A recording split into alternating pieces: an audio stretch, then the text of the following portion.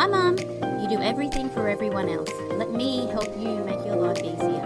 Quick short information to make you empowered and remind you why you are so important. Because if you don't know what's on the menu, how can you choose what's right for you? Hi, I'm Alina, Director of my private practice supportive therapy. An everyday Aussie mum trying not to lose my biscuits and my kids.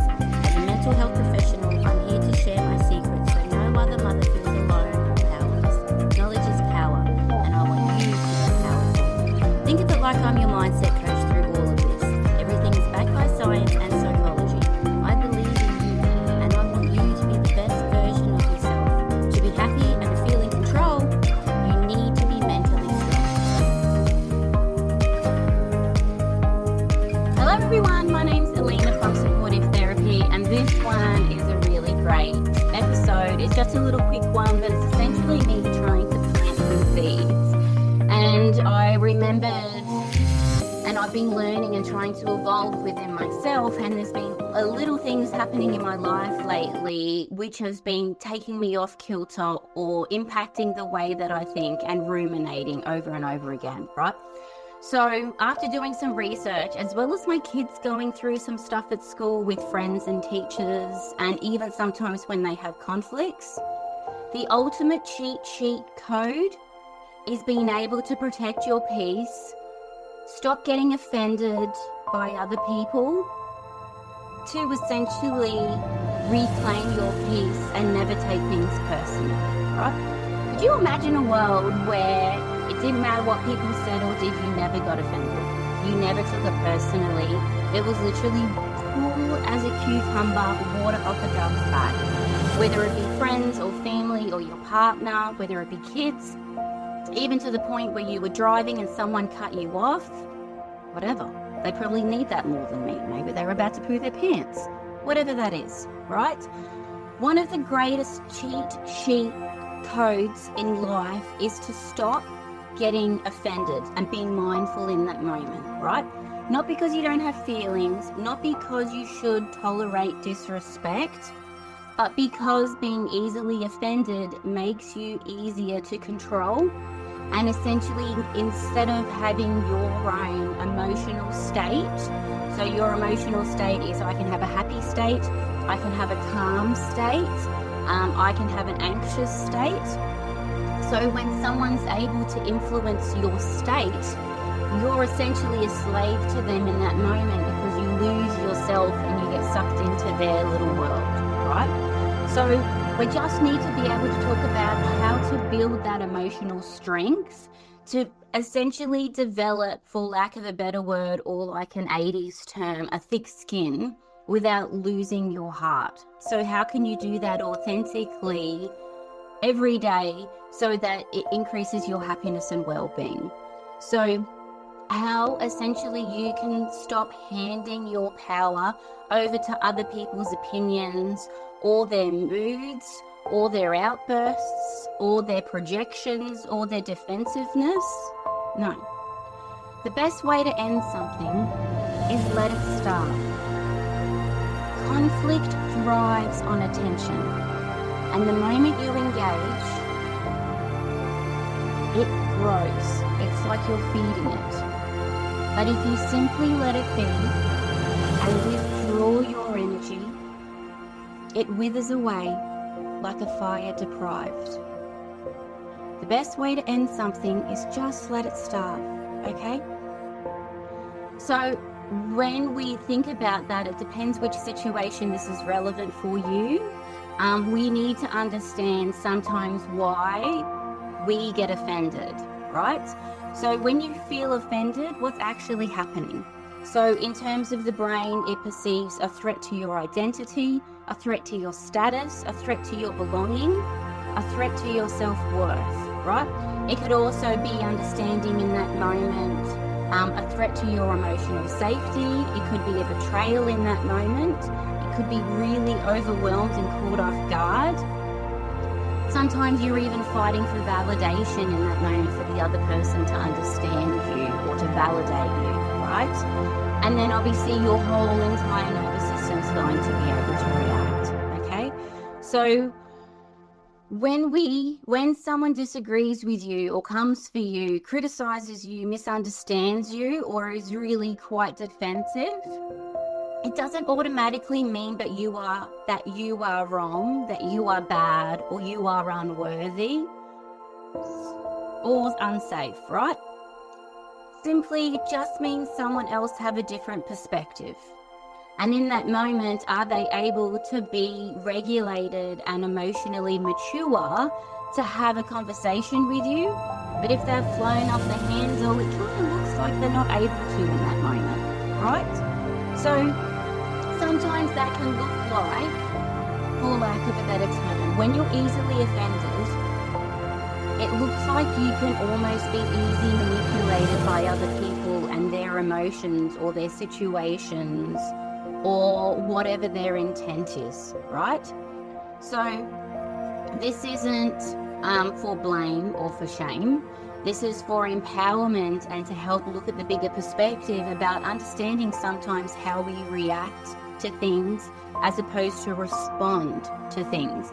I would like to be able to be more present and respond to things as opposed to being so reactive and trying to put my point across. And even when I'm trying to educate my children about this, imagine a world where you never get offended. And one of my children, we had a talk the other day, he's an empath, so he's essentially a sponge. So with him, if someone's happy, he's awesome, he's chilled. But for some reason in the morning, if I've had enough, or if one of the other kids is yelling at me, or we're running really late and my mood changes, that then changes his mood, where he's then upset, he's then dysregulated. He then tries to calm, no. So when we understand that you're a bit of a sponge, and when you're a sponge, you're absorbing other people's energies, their moods, they're impacting you, and we need to protect you and your sponge as best as we can, all right? And that's all I'm trying to say, because we're all different, and if you're a sponge, it can be exhausting and overwhelming. If you're neurodiverse, you will loop and loop and loop and ruminate over it all the time. If you're trying to have that growth mentality and then someone accidentally puts you off kilter, you then, instead of seeing things for what they are, or having compassion for yourself, you're then really hard on yourself and you put yourself down. And we don't want to do any of this stuff. So even though I did use the word manipulate, sometimes by someone doing something changes your behavior, that's the thing that we want to prevent. So if someone's able to trigger your anger, trigger your insecurities, trigger your need to defend yourself, or trigger your need to prove yourself, right? Then they essentially control your emotional state. And whoever controls your emotional state controls you, because you don't control you, they're controlling you, okay? So people who are chronically offended react impulsively, say things that they regret, lose credibility, burn energy defending themselves, and then they become predictable, right? If you are neurodiverse, sometimes you might be susceptible to rejection sensitivity, right? So then you perceive everything as rejection, even when it's not. So calm people, unbothered people, people who don't take things personally, they are dangerous in the best way because they are unshakable, all right? And that's what they say, insecurity roars and is very loud, where when you're really secure and at peace, you're calm and you don't need to prove yourself or do all of that reacting impulsive, saying things that you regret, being vindictive, competitive, lose credit, like all of that kind of stuff, right? So how do we actually do this? That thick skin versus emotional suppression, right? Having a thick skin in this way does not mean ignoring abuse, accepting disrespect, tolerating cruelty, or pretending that you're not hurt, okay? That's toxic positivity. But it means that you choose what deserves your emotional energy. It means you pause before reacting. So instead of reacting, you respond. You then are able to choose what to do in that moment. If you need to say, this is below the belt, this is uncalled for, or even, oh, butterfly, I'm going to the toilet, I'm walking away, right?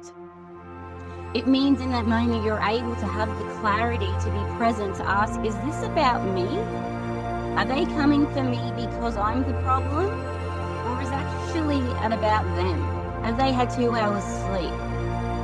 Right? Because most of the time, it's about them and they're projecting all of their stuff, right?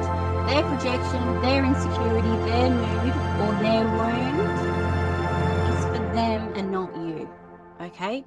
So if you can do this and work really hard at it, it just creates this beautiful bubble of peace where you're proud of yourself because you don't get sucked into every situation or sucked into every argument.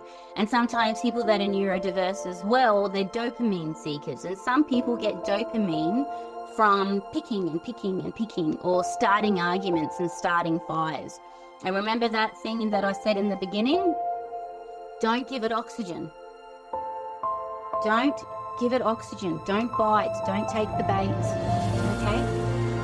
So if you don't take things personally, you make it about you as opposed to being offended by what other people say or do. When you stop getting offended, you conserve your energy.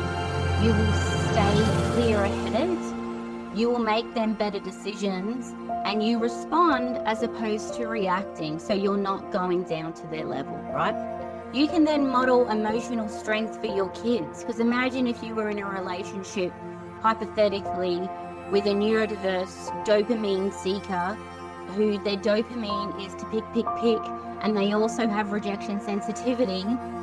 And so as soon as they perceive anything that they think is an attack when it's not, they will then come for you out of nowhere because they ruminate and ruminate and ruminate, and all I'm doing is doing the dishes, and they come out of nowhere and you're like, whoa, off guard, right? Don't give it oxygen, don't bite, don't take the bait. Just sit or remove yourself, right? They want to have a mature conversation, do it. Same as if someone cuts you off, or a teacher at school, or even your own children sometimes. Don't get offended. My kid is 7. Let him be. Do you know what I'm saying? I don't mean it. Just let it go. Don't take it personally. It's not actually about you, okay? Imagine how powerful it is for your kids to see you say, that's their opinion.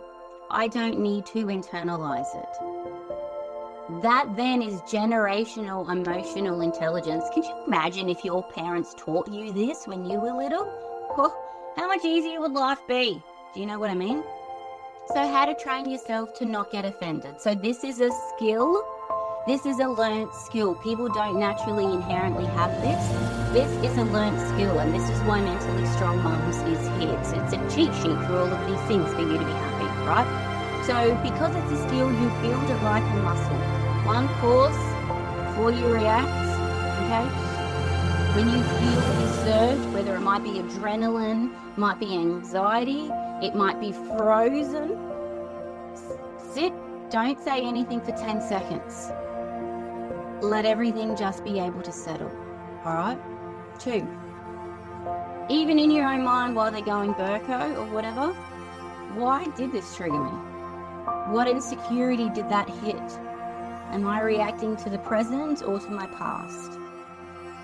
In that moment, while it's reactive or while someone's coming for you, detach from the need to be understood. One of the most important things as well is to be able to have internal validation as opposed to always seeking external validation. Detach from the need to be understood, okay? Not everyone's going to get you. Not everyone will agree with you, and that's okay. You're not going to be everyone's cup of tea because you're champagne darling, right? So your peace does not depend upon this universal approval, okay? Let people disagree with you. That's interesting. I see it differently. Full stop. All right? Oh, I remember this Ricky Gervais said, how arrogant are you to think that you're always right and everyone will always agree with you? I tell my kids all the time, yous are opposite and yous are completely different. You think differently, you have different ways you react. You're right in your way and you're right in your way, even though you're both right, yous are both opposites. Two things can be right at the same time. It doesn't mean that one person's better than the other, right? No essay, no emotional spiral, no defense. That's interesting. I see it differently. Chill, cool as a cucumber. Nervous system, like locked down, right? Sometimes I've just done a recent podcast about broken expectations, and anger is a symptom of a broken expectation. We sometimes often get offended because we have an unspoken or unconscious expectation. They should respect me. They should understand me. They should validate me. They should know better. They should know what I'm going through, right? When that expectation breaks, inevitably we always feel anger, okay? Anger is just a broken expectation. Why did I expect this? And if I don't ever have any expectations from anyone, you can never be upset and disappointed, and you can always be happy and grateful when they do something nice or you feel safe. So then the work becomes, do I need to manage my expectations or communicate clearly? And you can't communicate clearly if you're triggered or overwhelmed or anxious or freaking out, right? So if you're constantly offended, either by your partner's tone, your child's defiance, by another mum's little comment, or by a social media opinion that you see, you're going to constantly live in a state of chronic stress, okay? But if you learn to choose your battles, regulate what's going on, regulate your ego, knowing that everything's going to be okay. Stop personalizing everything. You will feel calmer and stronger and more grounded. Your children will then learn that emotional regulation from watching you, and that attunement and that self-soothing behavior when you're getting triggered, right? Peace is not about controlling others. It's about controlling your own reactions. Your triggers are your responsibility, right? So you will never, ever, ever be able to stop people from disagreeing with you or misunderstanding you. You're never going to stop people from being moody, honey, or even just being human, right? But you can stop handling them in your nervous system, right? We need to be able to have peace and freedom and power. And when you're able to do that, this will be your ultimate cheat code, right? Imagine living in a world where you're cool as a cucumber and you're never offended by anything. And you can respond instead of react. Do you know? Yeah, that sounds cool. Do you know what I mean? So when something offends you from now on, in the moment, remember this is a learned skill, pause and ask. Feel what's happening in your body, how your body reacts. Is it adrenaline? Is it anger?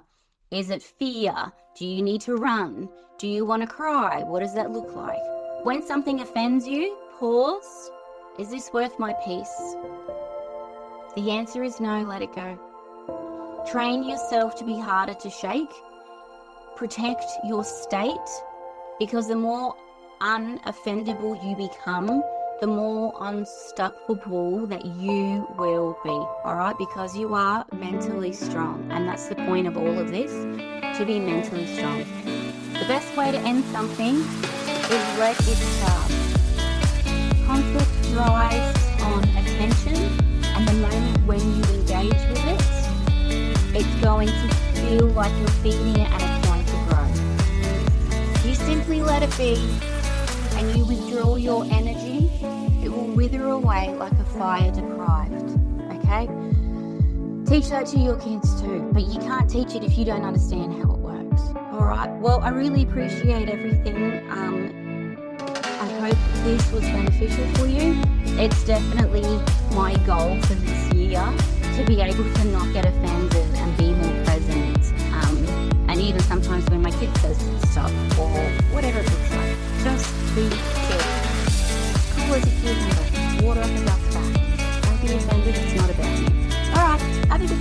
Thank you. Bye.